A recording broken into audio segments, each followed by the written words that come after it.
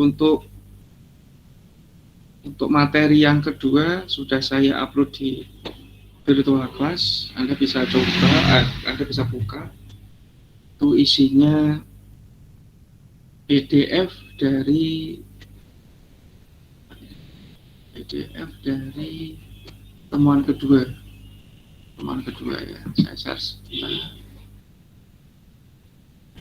Saya screen aja.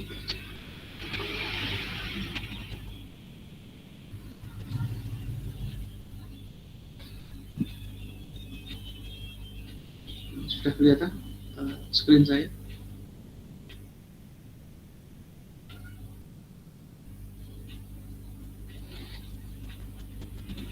Sudah kelihatan screen saya?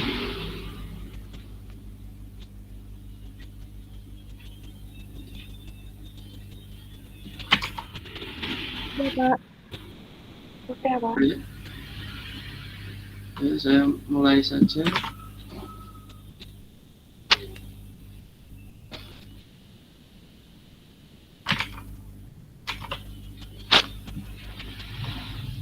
Implementasi dari dasar pemrograman berorientasi objek. Implementasi dasar dari PPU. Ya. Ini pertemuan yang kedua adalah praktikum dari pertemuan satu, meskipun ini kita nggak ngoding nanti, karena kalau ngoding Gimit ini kalau Anda pakai HP juga nggak akan bisa praktek. Jadi kalau Anda pakai laptop atau PC nanti bisa langsung praktek. Bahasa yang saya gunakan pilihannya ada 3. Nanti silakan dipilih salah satu dari ketiga bahasa ini. Mengapa saya pilih ketiga ini? Karena satu, Python, ini yang sebelah kiri adalah Python. Python ini lagi hype ya, lagi in atau lagi booming. Ya, sekarang zamannya machine learning, pakai Python itu sangat memudahkan. Ini semuanya free ya, saya pilih yang open source semua. Ya, Python itu bisa untuk mobile, bisa untuk desktop, bisa untuk web, bisa untuk data science, untuk macam-macam ya. Python. Yang kedua adalah Java. Java ini adalah bahasa pemrograman yang memang dikhususkan untuk OOP. Jadi kalau Anda mau ngodingnya cepat, tidak ribet atau mengurangi banyak error, itu saya sarankan Anda pakai Java. Karena ini memang dibuat untuk OOP. Anda akan dipaksa pakai OOP kalau pakai Java itu. Itulah gampangannya. Kalau Python ini bisa terstruktur, bisa OOP. Kalau Java itu pasti OOP. Kemudian PHP, ini dulu saya pilih PHP karena Anda mungkin sudah dapat mata kuliah PHP ya, di web ya.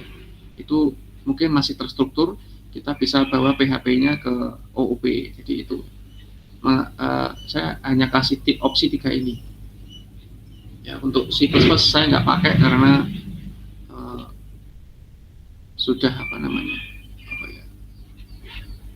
kalau menurut saya C++ itu C ya, apalagi itu kurang cocok untuk OOP. Ya, tapi nanti kalau mau mencoba silahkan ya. Tapi saya sarankan pilih salah satu dari ketiga ini. Itu. Kemudian ya, jadi ini Python, logonya ular ya. Ini ada 2 ular Python. Kemudian Java, Copy, kemudian PHP.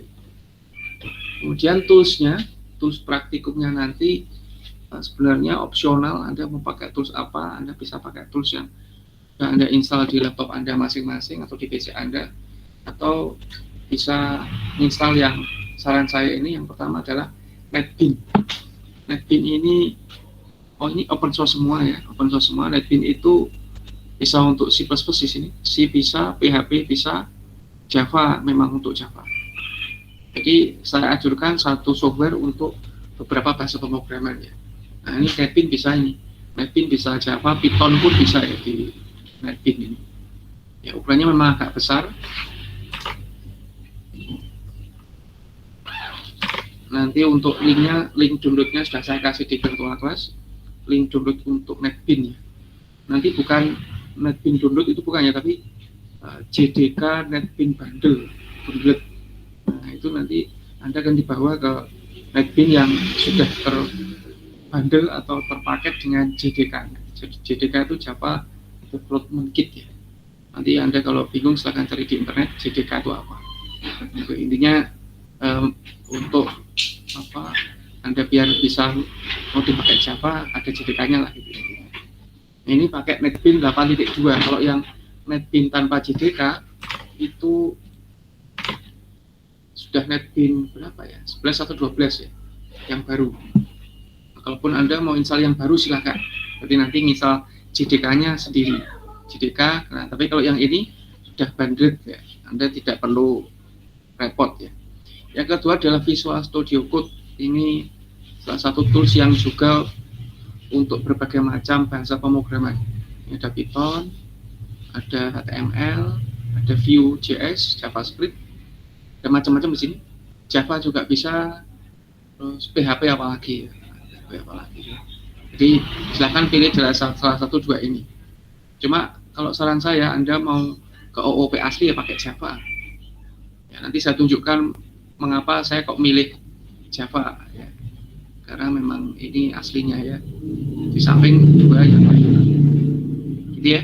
Jadi silakan pilih nanti bahasanya apa nanti di tugas kuliah pertemuan ini Anda akan saya suruh milih salah satu dari ketiga ini dan mencari kasus apa kalau OOP sama struktur kalau salah. Nah itu Anda pilih salah satu dari pemrograman ini. Kalau belum jelas tidak apa-apa, nanti Anda ambil aja source code-nya dari internet atau Anda nyoba sendiri karena memang kita belum mulai ngoding ya, jadi masih mencari contohnya. Ya toolsnya ini, kalau Anda pakai Notepad++ ya silahkan, pakai Notepad saja ya silahkan, ya terserah ya. Yang penting Anda nyamannya pakai apa. Kemudian ini ada contoh kasus, jadi karena praktikum saya nggak terlalu banyak teori. Di sini ada contoh kasus, misalkan ini ada aplikasi untuk entry data mahasiswa dan dosen di suatu program studi. Contohnya ini, entry data mahasiswa dan dosen. Ya. Nah, kalau terstruktur, kita membuat form mahasiswa, membuat form dosen, ya, dengan isi yang hampir sama, hanya beda ini. Jadi Anda buat itu, form, kalau di PHP ya, form, kemudian tabel TRTD, Anda masukkan formnya, Anda buat nama, kemudian apa tadi? Nama, alamat, dan seterusnya. Ya. Isinya hampir sama sebenarnya. Nah, cuma beda di dua itu. Kalau dosen punya NDA dan gelar, kalau mahasiswa punya NIM dan prodi. Kalau dengan OOP kita buat kelas dulu. Jadi kita buat kelasnya dulu. Kita buat kelas namanya kelas orang ya, atau person atau apalah itu. Ini juga bisa dilewati sih kalau Anda OOP-nya tidak sampai sedetail itu, bisa dilewati juga karena jarang juga Anda membuat kelas orang ya. Cuma ini nanti kalau Anda buat kelas orang nanti akan memudahkan untuk kelas-kelas yang sejenis yang punya turunan. Nanti isinya cuma nama sama alamat. Nah, kemudian membuat kelas dosen. Nah, isinya NIDN sama gelar. Ya. Kemudian nanti ini ada extend-nya. Extend itu turunan. Dosen ngambil dari orang. Mahasiswa juga ngambil dari orang. Jadi nama sama alamat nanti tidak perlu lagi masuk ke dosen, tidak perlu masuk ke nama karena tadi sudah extend ke orang. Jadi Anda tidak perlu menuliskan sesuatu yang sama berulang-ulang di tempat yang berbeda. Ya, kemudian baru membuat objeknya misalkan MHS1, MHS2, dosen 1, dosen 2 gitu ya. Nah, baru membuat formnya. Jadi memang kalau Anda ingat kemarin bedanya terstruktur sama OOP itu kan, kalau terstruktur kan langsung ke masalah. Anda mau saya mau bikin aplikasi ini, langsung buat formnya kan gitu. Langsung buat apa tabelnya dan seterusnya. Tapi kalau di OO itu harus ada kelasnya. Jadi kelas itu seperti cetakan. Kalau Anda bikin kue itu kan langsung kan Anda kan sudah punya cetakan kan ya. Mau dicetak kotak, mau dicetak lingkaran, mau dicetak bentuk hati atau bentuk apa itu kan Anda kan punya cetakan itu. Jadi Anda sebelum punya bikin kue itu harus ada cetakannya biar bentuknya itu tidak semrawut ya, atau tidak beraturan. Jadi biar tertata, biar enak juga dilihat. Nah, itu harus ada cetakannya. Nah, kelas itu cetakan, objek itu rotinya. Jadi ini seperti ini contohnya, ini adalah ini cetakan roti, ini rotinya. Anda itu mahasiswa MHS, kelasnya mahasiswa. Objeknya siapa? Adi, Ani, Ali. Ya, jadi seperti ini Mbak, ini Mas atau Mbak ini? Anggi Yuniar Pradana ini cowok atau cewek? Sukma ini berarti mahasiswa, mahasiswi, yaitu ini semuanya kelas mahasiswa. Objeknya ada Mbak Vivi, ada Mas Ferry, itu objek. Ini objek nih. Jadi ada 1, 2, 3, 4, 5, 6, 7 tambah 12, 19 objek. 19 objek, kelasnya mahasiswa, dan saya itu dosen, objeknya saya.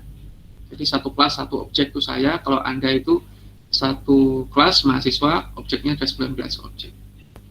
Gitu ya, gampangannya gitu ya kalau memahaminya. Biar nggak bingung antara mana kelas, mana objek. Gitu ya. Itu untuk how to-nya ya, bagaimana caranya. Meskipun tidak sesimpel ini sih. Ya, karena kita belum praktek, jadi saya jelaskan dulu alur praktikumnya. Kemudian ini adalah contoh pakai PHP. Contoh pakai PHP kalau kita pakai terstruktur. Nah, terstruktur. Jadi Anda mungkin masih ingat ini seperti apa PHP-nya. Saya nggak ngajari PHP karena dulu sudah ada di mata kuliah web. Saya cuma mengarahkan bagaimana PHP itu diarahkan ke OOP. Saya nggak ngajari PHP-nya. Ya. Di sini ada iset post submit itu kalau saya masih ingat ngambil data dari form. Ketika disubmit maka tangkaplah ini post NIDN ini yang sebelah kanan ini dari form ya, yang di sebelah kiri itu variabel yang akan digunakan. Nah baru di sini baru dimasukkan, jadi yang di sebelah kiri ini jadi masuk ke sebelah kanan di sini, masuk ke sebelah kanan ini. Jadi ini yang berulang itu ini yang berulang, ada nama, ada alamat di sini. Ini kan juga berulang. Ini tadi untuk apa tadi? Dosen, sebelah kiri untuk dosen, kanan untuk mahasiswa. Kanan untuk mahasiswa. Nah, ini potongan codingnya. Ini kalau dijalankan juga akan error nih karena tidak dikenali ini 1, 2, 3, 4, 1, 2, 3, 4 ini tidak dikenali. Ini hanya potongan. Ya, kalau pakai PHP.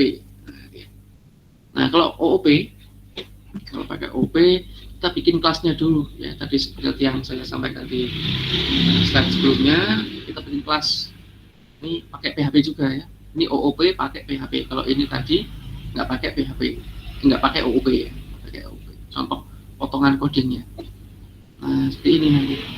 Kita bikin kelas orang. Ini kelas cetakan orang. Ini public nama, public alamat. Ini adalah properti dari orang. Jadi properti itu sesuatu yang dimiliki atau ciri dari kelasnya. Orang punya nama, punya alamat. Nanti mungkin bisa ditambahin lagi. Ada nomor telepon, ada tanggal lahir, ada jenis kelamin. Kemudian metode itu sesuatu yang bisa dikerjakan dari propertiesnya. Jadi properties itu kata benda, metode itu kata kerja, jangan terbalik ya. Properties itu kata benda, metode itu kata kerja. Set itu isi, set get. Set itu ngisi. Jadi namanya diisi, dimasukkan ke apa namanya propertiesnya. Jadi kita kalau bikin kelas itu seperti buat cetakan ya, Jadi Anda mau nanti objeknya itu cetakannya seperti apa? Ya misalkan bentuknya kotak, kemudian di tengahnya ada garis diagonal atau horizontal ya, ada garisnya ya, atau ada pemisahnya gitu guys. Ya, properties itu sesuatu yang menjadi ciri dari kelasnya. Kemudian ada set, ini ngisi, get itu menampilkan, return. Nah, kalau Anda ingat ini kan pakai function ya kalau di PHP. Nah ini bukan karena ini fungsional prosedural terstruktur ya, karena memang membuat metode di PHP itu, di bahasa PHP itu sintaknya function. Ini memang bawaannya PHP ini.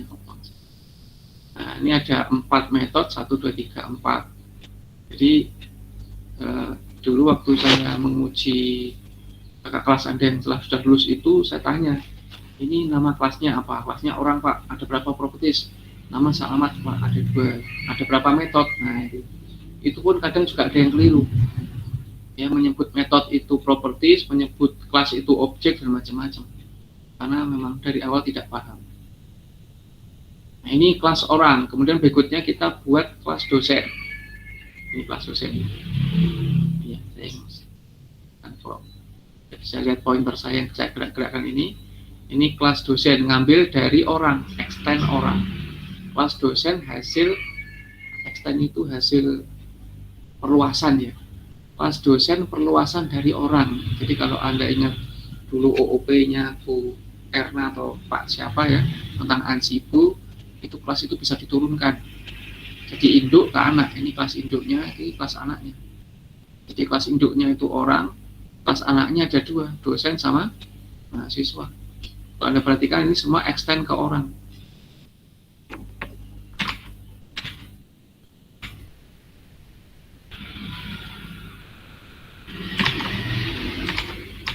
Extend ke orang ya. Jadi dosen ke orang, MHS ke orang. Ya, berarti kan di sini propertiesnya cuma 1 ya, NIDN saja. NIDN saja. Kalau sudah di extend, dia otomatis punya nama sama alamat. Ya, kalau di extend, dia ngambil sifat induknya, ambil properties induknya. Jadi nggak perlu lagi nulis nama sama alamat di sini. Bukannya tidak punya, tapi memang sudah di extend dari orang. Jadi otomatis kalau sudah terextend itu dosen juga punya nama dan juga punya alamat. Tidak hanya itu, dia juga punya metodenya.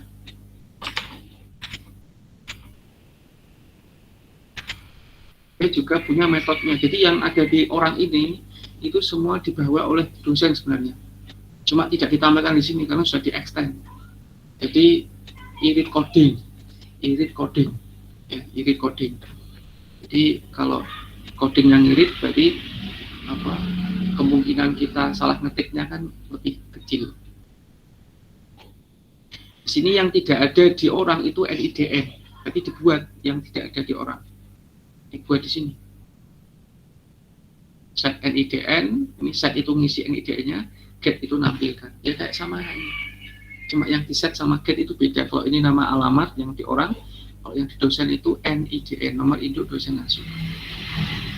Kemudian yang mahasiswa juga sama, extend ke orang. Yang nggak ada tadi NIM-nya. Jadi NIM itu hanya dipunyai oleh mahasiswa, oleh MHS maksud saya. Kalau dosen, kalau NIDN itu hanya dipunyai oleh dosen. Gitu. Ini juga dikasih set sama get-nya. Set sama get-nya. Ini semua, jadi ini si MHS itu juga mempunyai nama, alamat, dan seterusnya. Karena sudah extend. Jadi nanti waktu ngisi, MHS juga punya nama, meskipun di sini tidak ada. Tapi karena tadi sudah extend ke orang, berarti otomatis MHS itu punya nama.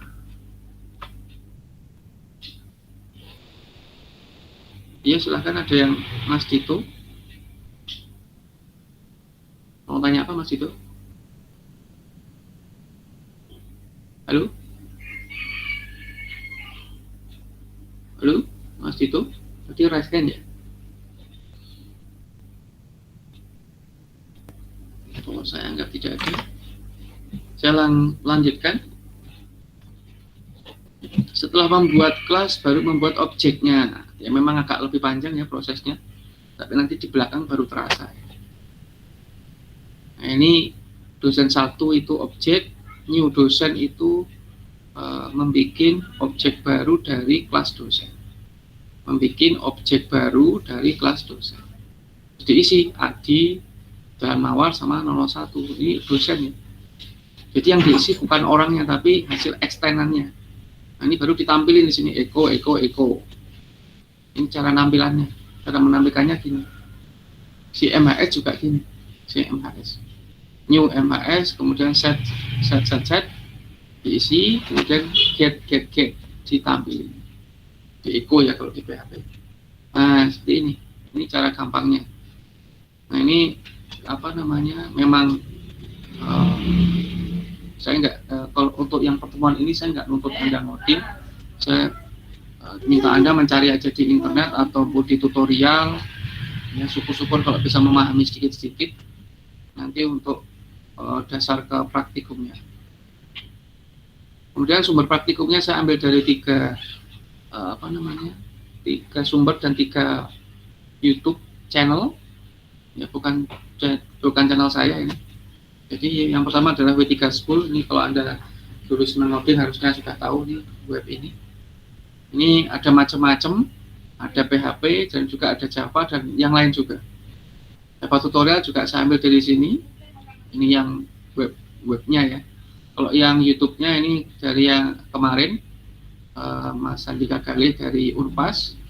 Kalau ini seingat saya ini dari kelas terbuka.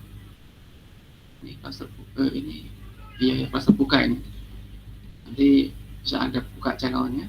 Kemudian untuk Python juga dari W3 School, meskipun nanti silakan kalau mau mencari yang lain. Ini yang sering saya buka aja. Kemudian belajar Python, nah ini juga dari kelas terbuka. Jadi nanti silakan dipilih salah satu. Nanti pakai PHP, pakai Java, atau pakai Python. Ya syukur kalau bisa semuanya sih, karena nanti bisa membandingkan. Jadi itu ya. Itu untuk slide-nya yang saya sampaikan. Sampai sini ada yang ditanyakan?